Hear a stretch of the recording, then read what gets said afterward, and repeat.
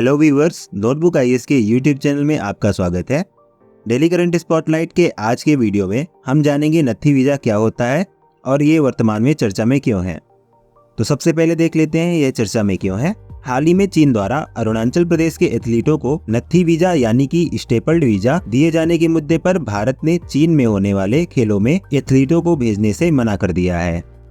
अब देख लेते हैं इसके प्रमुख बिंदुओं को।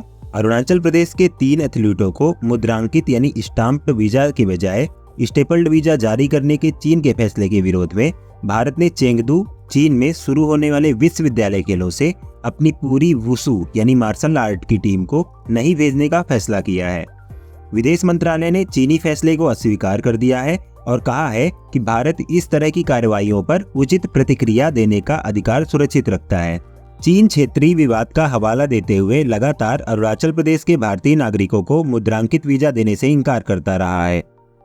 अब जान लेते हैं वीजा क्या होता है। जब किसी देश का नागरिक किसी अन्य देश की यात्रा करना चाहता है तो उस देश से अनुमति लेनी पड़ती है जिसे वीजा कहते हैं, यानी वीजा किसी अन्य देश में एंट्री पाने की अनुमति होती है। यह कई प्रकार के होते हैं जिनमें tourist visa, business visa, transit visa, journalist visa, entry visa, on arrival visa, partner visa आदि शामिल हैं।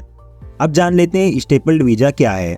चीन की ओर से नत्थी वीजा जारी किया जाता है। इस प्रकार के वीजा में इमिग्रेशन ऑफिसर पासपोर्ट पर स्टाम्प नहीं लगाता, बल्कि अलग से एक कागज या पर्ची को पासपोर्ट के साथ स्टेपल यानी नत्थी कर देता है। इस वजह से इसे नत्थी वीजा कहते हैं। यह नियमित वीजा से अलग होता है, जिसे जारी करने वाले प्राधिकारी द्वारा पासपोर्ट पर चिपकाया जाता है और मुहर लगाई जाती है। चीन उन इलाकों को भारत का हिस्सा नहीं मानता है जिनके लिए वह स्टेपल्ड वीजा जारी कर रहा है।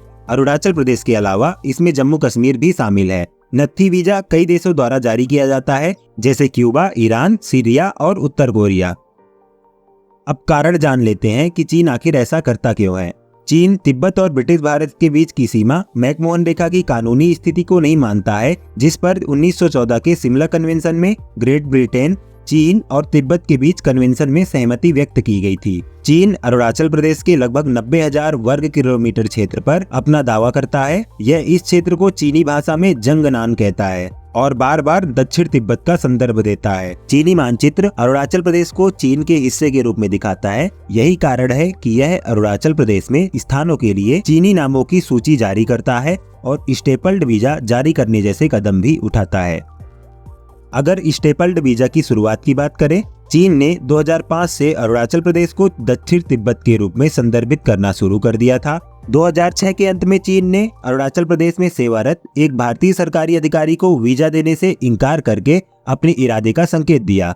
इसके बाद चीन ने स्टेपल्ड वीजा अरुणाचल प्रदेश और जम्मू कश्मीर के लिए जारी करना शुरू कर दिया। अब देख लेते हैं स्टेपल्ड वीजा से संबंधित चुनौतियों को। यदि नत्थी वीजा वाला कोई शख्स अगर काम खत्म करके अपने देश लौटना चाहता है तो उसे पासपोर्ट के साथ मिलने वाली पर्ची को फाड़ दिया जाता है। इस तरह यात्रा करने वाले व्यक्ति के पासपोर्ट में इस यात्रा की कोई जानकारी नहीं रह जाती। भारतीय सरकार और प्रशासन के लिए यह सुरक्षा को लेकर बड़ी चुनौती पैदा करता है। इतना ही नहीं, जिस देश के निवासी के लिए नत्थी वीजा जारी किया जाता है उस देश के लिए यह संप्रभुता का सवाल भी बन जाता है। यह भारत सरकार के लिए एक चुनौती है कि एक दुश्मन देश स्वतंत्र देश के हिस्से को अपना क्षेत्र मानता है। अब देख लेते हैं आज के प्रीलिम्स प्रैक्टिस क्वेश्चन को। निम्नलिखित कथनों पर विचार कीजिए। पहला कथन है, किसी देश का नागरिक किसी अन्य देश की यात्रा करना चाहता है तो उस देश से अनुमति लेनी पड़ती है, जिसे वीजा कहते हैं। दूसरा है, स्टेपल वीजा भारत द्वारा चीनी नागरिकों को जारी किया जाता है। तीसरा है, 1914 का शिमला कन्वेंशन ग्रेट ब्रिटेन, चीन और तिब्बत के बीच हुआ था। चीन उसका सम्मान करता है। आपको बताना है उपर्युक्त में से कितने कथन सही हैं। केवल कथन 1, केवल कथन 2, सभी कथन या इनमें से कोई नहीं। इस प्रश्न का उत्तर आप कमेंट सेक्शन में दें। मिलते हैं आपसे अगले वीडियो में।